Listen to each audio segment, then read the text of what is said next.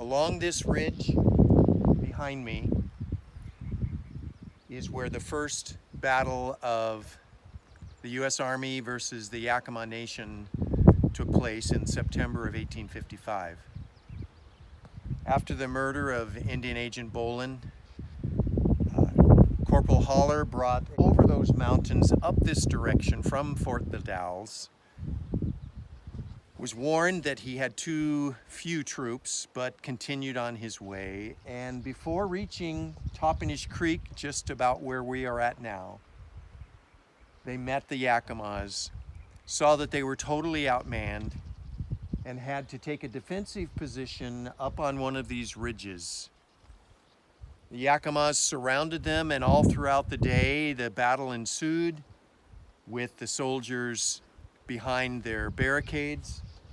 More and more reinforcements came for the Yakimas. There could have been up to 500 at the time.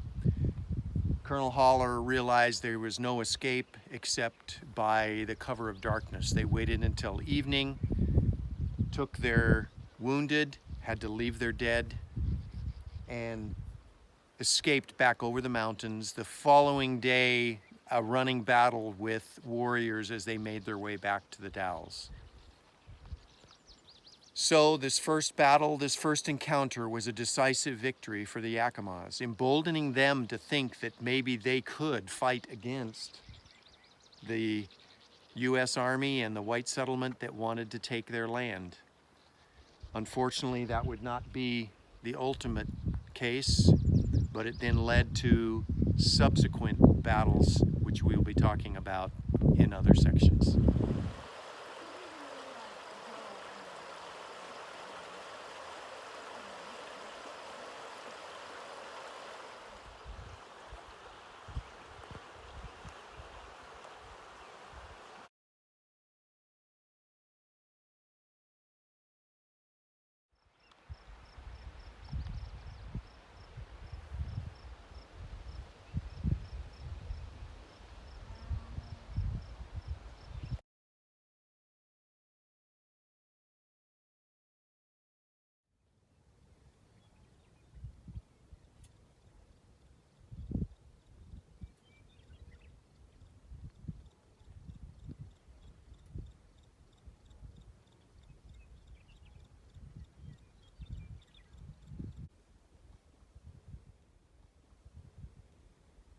This is what we would call today the lower Yakima Valley.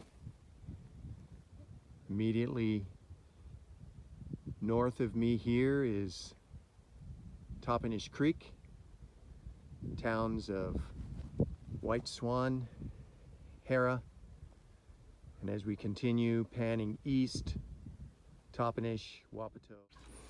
This first clash of two organized opposing forces would result in another conflict just a couple of months later in the area we now know as Union Gap.